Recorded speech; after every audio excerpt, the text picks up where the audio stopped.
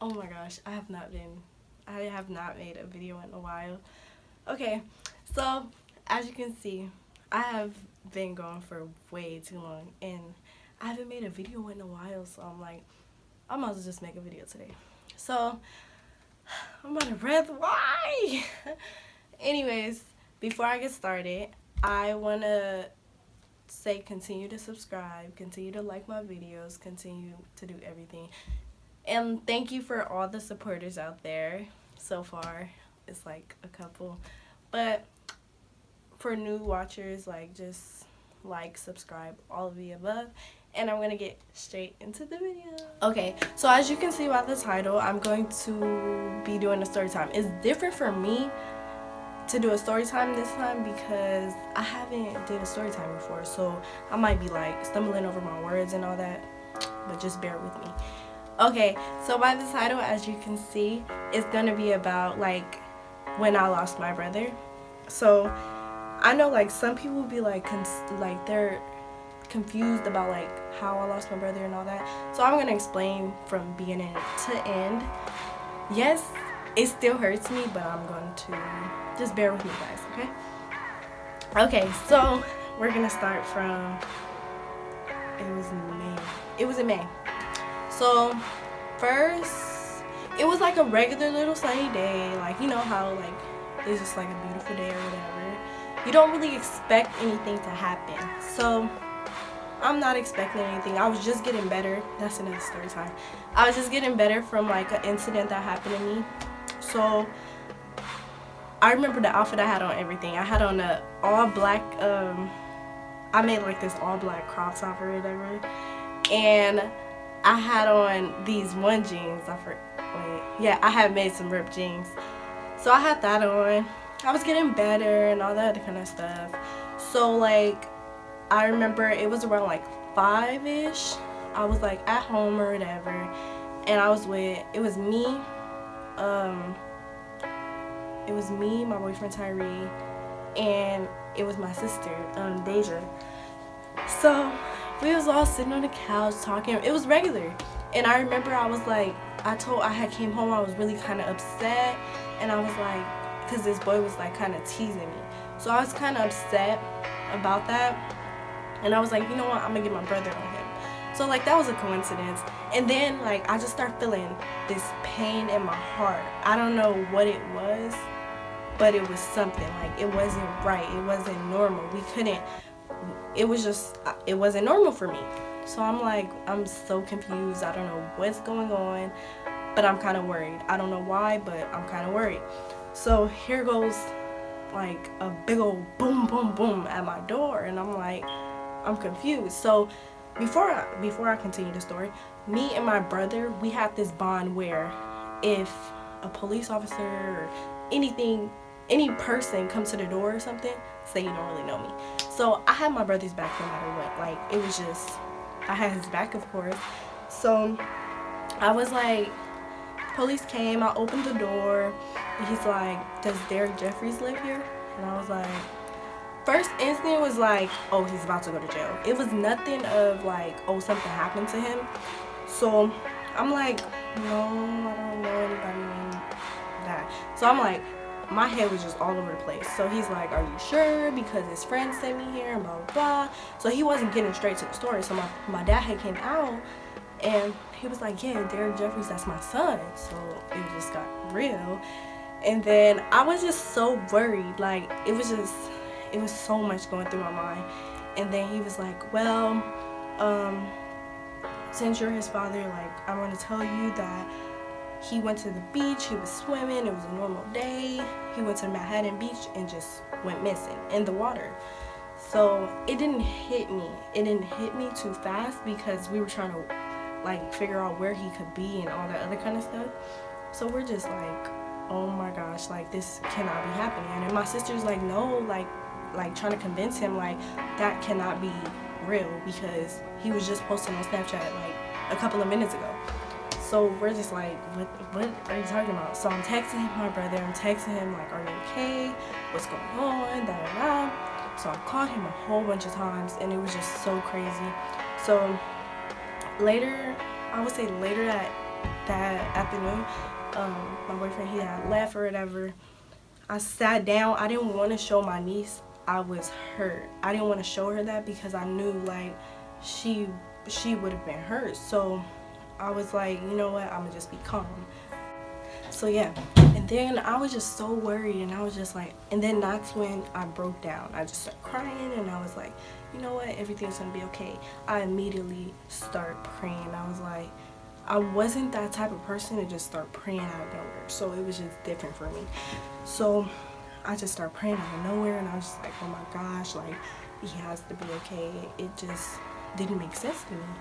So me and my sisters were like gathered together, and we were like talking to each other, and we were like, that cannot be possible, because we were all worried. It was just so much to us, like it was just too much.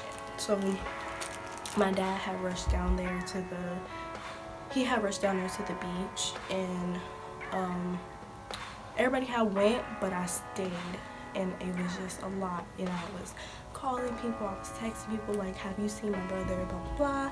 It was just a lot, and nobody was like, you know, very all over the place. So I was just texting people. Well, I wasn't really trying to talk to anybody because it was just heartbreaking. So I was just sitting there, and what else happened? I was sitting there for a while thinking like, dang, anything could be happening. And I haven't been to school. This is not my junior year, my sophomore year, and this was in 2016. I was just like all over the place. Well, I didn't go to the beach or whatever. I just was like, I'm not trying to be around that and that atmosphere. So I was just like, you know what, let me just get myself together. So the next day I went to the beach. Everybody was there, you know, it was like just a normal day. Like we was just thinking maybe he's just somewhere else, or he just wanna be to himself, because my brother was like that. Like he would feel like nobody was there for him, so he separate himself. So he did it before, but this time it was just something in my heart telling me like, he has to be okay. But it was so hard for me. So we went to the beach a couple of times. They was still not finding him. And then I would say everybody stopped going to the beach. I went back to school, and they were like, well, we're just gonna have to do a deep search. So they did that. I went back to school. I was calm, I was cool.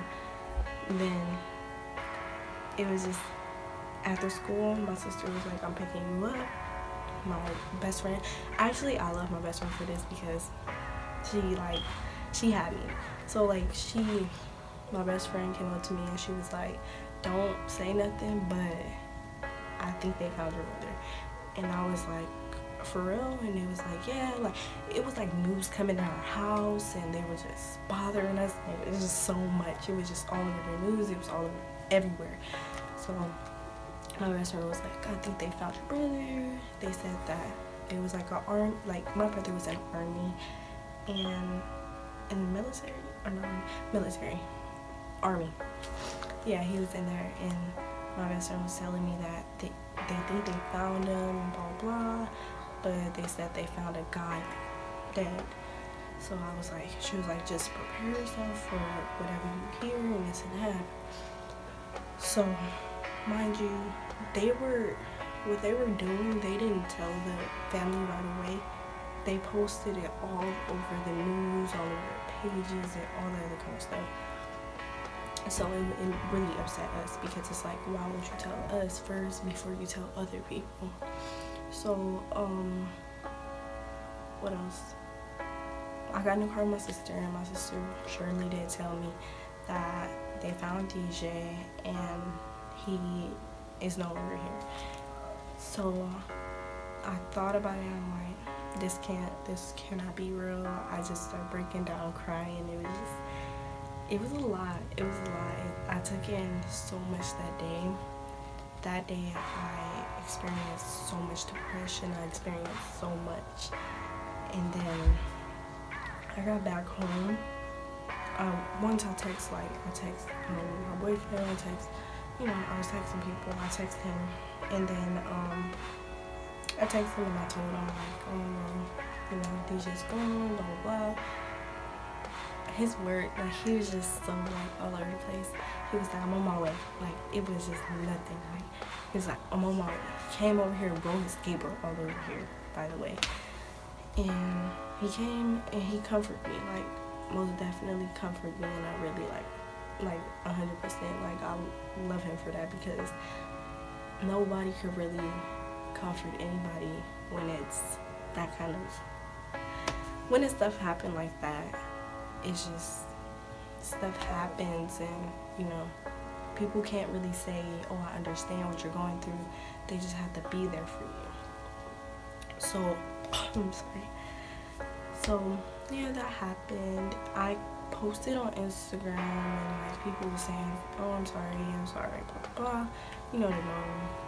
And then once we got out of school, like, I was barely in school because of this whole situation. I was just in and out. It was just bad. And then they found his body 7 days later, so we were just worried, slept for 7 days.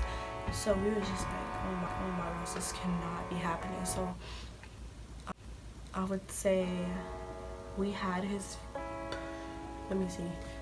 Oh, they didn't first with the funeral.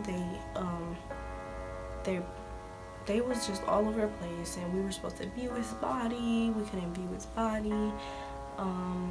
We were supposed to have an open casket. We couldn't have that. They told us the day before the funeral we were supposed to, and then we were supposed to have the casket there, closed casket. We couldn't get the casket there. They just didn't want the body there. So it was a lot for me. I went through a lot because I was the person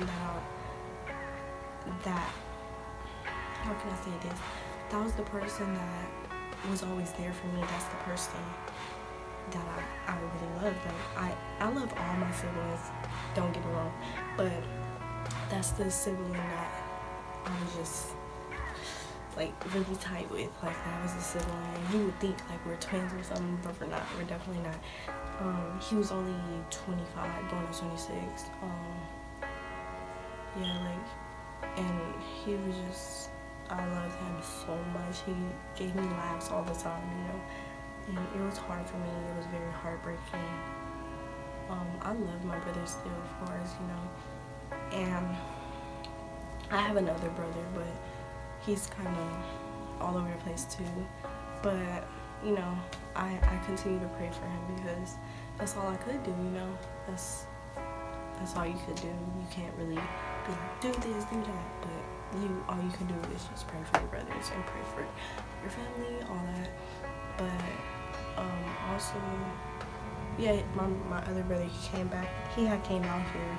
He's in New York, but he came out here for my brother's funeral. But he didn't really be around, so he wasn't really as sad as everybody else. So of course, like, you can't really expect anybody to do that. But everything just happens, and then I was just I felt overwhelmed with a whole bunch of things, and it was just a lot for me. And I think now I'm kind of like, I understand, I get it, I'm cool about it. I'm not fully there with it, but I know that we'll get through it.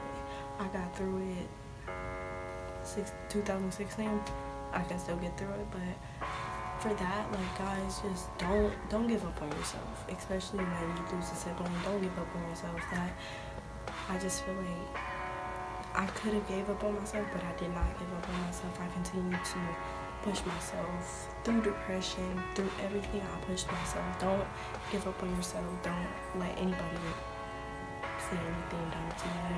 Just continue to push yourself. And that's the end of my story time. If you guys like this video, give us a thumbs up, guys. Oh my gosh. But I was very strong throughout this whole video. I thought I was gonna cry. I thought I was gonna get super emotional, but I I felt so I kind of felt comfortable talking to you guys about it.